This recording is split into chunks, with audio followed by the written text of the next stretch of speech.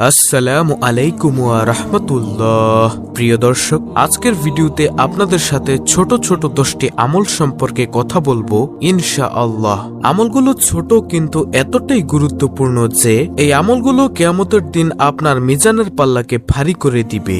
সুবহানাল্লাহ। প্রিয় নবী সাল্লাল্লাহু আলাইহি ওয়াসাল্লাম এই আমলগুলোর সম্পর্কে বলেছেন, 7 আসমান ও 7 জমিনের চেয়েও এই আমলগুলোর ওজন বেশি হবে।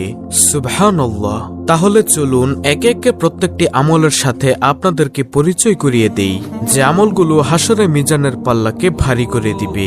নম্বর 1, সকাল সন্ধ্যায় লা ইলাহা ইল্লাল্লাহ জিকির করা। যে ব্যক্তি সকাল সন্ধ্যায় লা ইলাহা ইল্লাল্লাহ জিকির করবে তার আমলনামার পাল্লা 7 আসমান ও 7 জমিনের চেয়েও ভারী হবে। সুবহানাল্লাহ। তার জন্য জান্নাত হবে সুনিশ্চিত। হাদিসে এসেছে, হযরত আব্দুল্লাহ ইবনে আমর ইবনে আস রাদিয়াল্লাহু তাআলা আনহু বর্ণনা করেন, রাসূলুল্লাহ সাল্লাল্লাহু আলাইহি ওয়াসাল্লাম বলেছেন, আল্লাহর নবী নূহ আলাইহিস সালাম মৃত্যুর সময় তার ছেলেকে এ বলে ওসিয়ত করেছেন যে 2টি জিনিসের আমল করবে আর 2টি জিনিস থেকে বিরত থাকবে। আমলের আদেশ ছিল লা ইলাহা ইল্লাল্লাহ জিকির করা।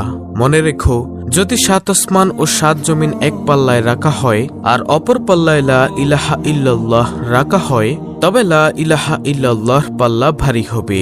সুবহানাল্লাহ।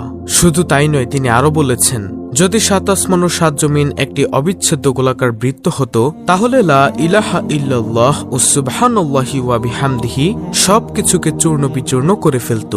আল্লাহু আকবার। ইহা প্রতিটি জিনিসের দোয়া এবং এর মাধ্যমে সৃষ্টিরাজি রুজি পেয়ে থাকে। আর তোমাকে নিষেধ করি শিরক ও অহংকার থেকে। মুসনাদ আহমদ, বুখারী, আদাবুল মুফরাদ।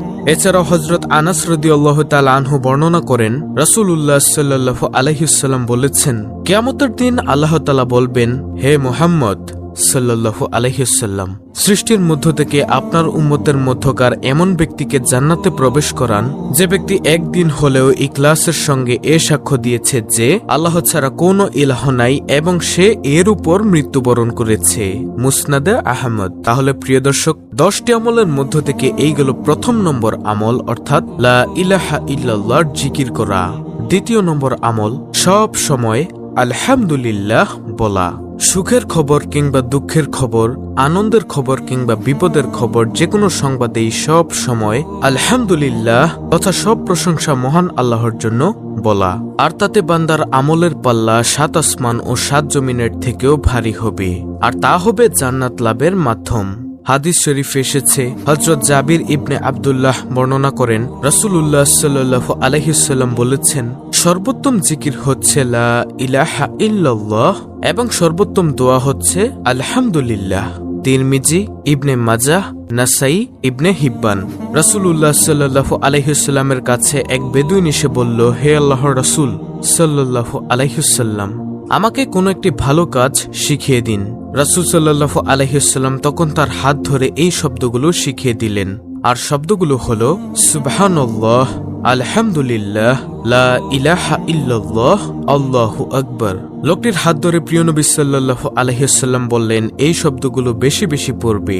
লোকটি একথা শুনে চলে গেল। কিছু দূর যাওয়ার পর লোকটি আবার রাসূল সাল্লাল্লাহু আলাইহি ওয়াসাল্লামের দরবারে ফিরে আসলেন। নবীজি মুচকি হেসে বললেন, লোকটি কি যেন চিন্তা করছে। ফিরে এসে লোকটি প্রিয় নবীকে বললেন, সুবহানাল্লাহ, আলহামদুলিল্লাহ, লা ইলাহা ইল্লাল্লাহ, আল্লাহু আকবার। আপনি যে এই বাক্যগুলো আমাকে শিখালেন, বাক্যগুলো তো আল্লাহর জন্য, কিন্তু আমার জন্য কি? এগুলো পড়লে আমি কি পাবো?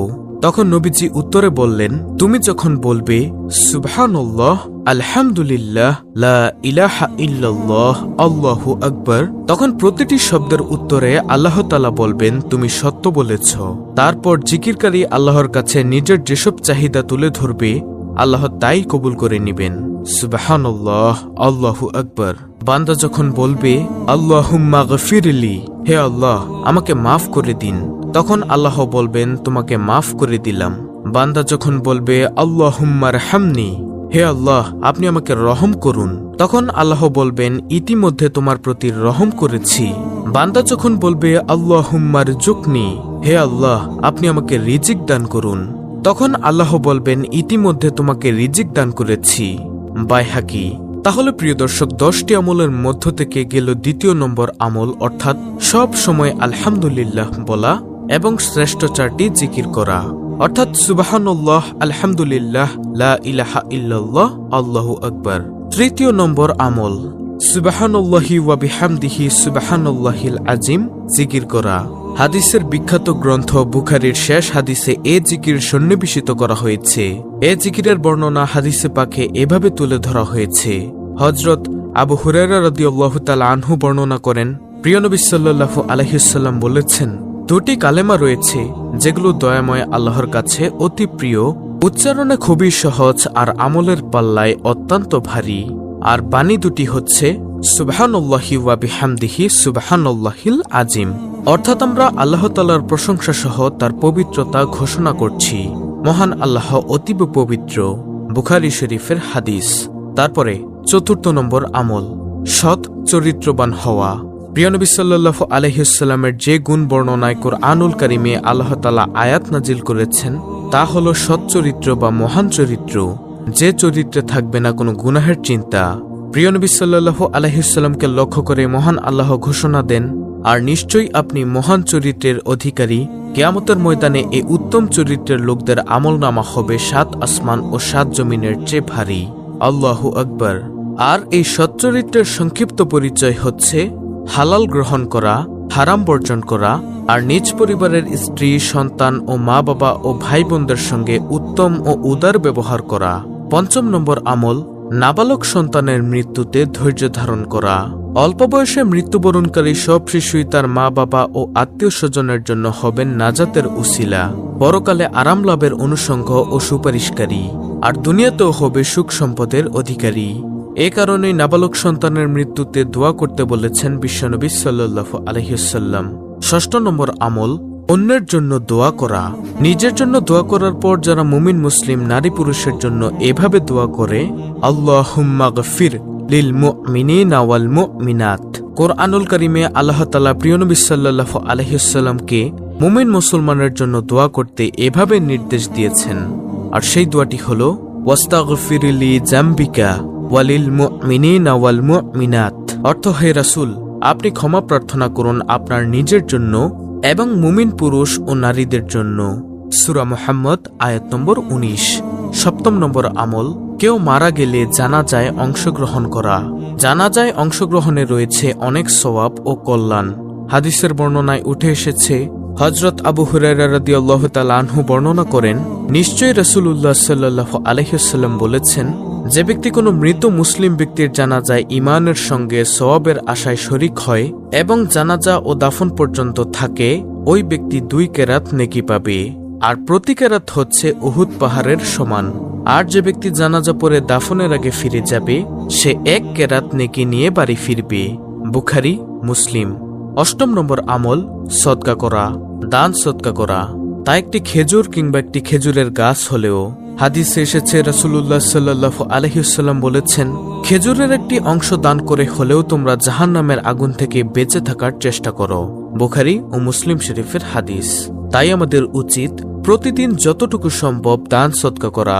9ম নম্বর আমল রাগ না করা। দুনিয়ার স্বার্থের ঊর্ধ্বে উঠে নিজেদের রাগ থেকে বিরত থাকা। এ রাগ করা হবে মহান আল্লাহর জন্য, দুনিয়ার কোনো স্বার্থে নয়।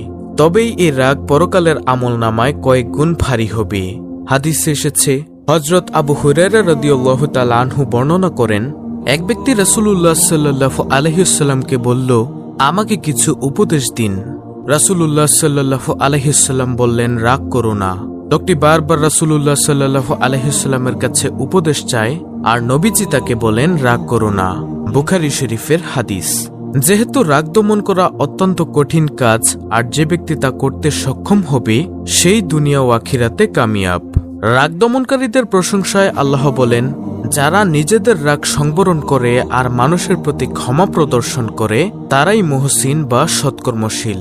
বস্তুত আল্লাহ সৎকর্মশীলদেরই ভালোবাসেন। সূরা আলে ইমরান আয়াত নম্বর 134। সর্বশেষ 10 নম্বর আমল দ্বীনের পথে দাওয়াত, আল্লাহর পথে অন্যকে ডাকা বা আহ্বান করা। যে ব্যক্তি মানুষকে মহান আল্লাহর পথে ডাকে বা আহ্বান করে সেই ব্যক্তির আমলনামা হবে 7 আসমান ও 7 জমিন থেকে ভারী। সুতরাং মুমিন মুসলমানের উচিত আজকের ভিডিওতে উল্লেখিত 10টি আমল নিয়মিত পালন করা, যেগুলো হাসরে মিজানের পাল্লাকে ভারী করে দিবে ইনশাআল্লাহ। দর্শক, ভিডিওতে 10টি আমল আপনারা আবার দেখে শিখে নেবেন। অত্যন্ত গুরুত্বপূর্ণ একটি ভিডিওটি ভালো লাগলে অবশ্যই চ্যানেলটিকে সাবস্ক্রাইব করে পাশে থাকা বেল আইকনটি অল বাজিয়ে দিবেন। ভিডিওটিতে একটি লাইক দিবেন এবং কমেন্টে আমিন লিখবেন এবং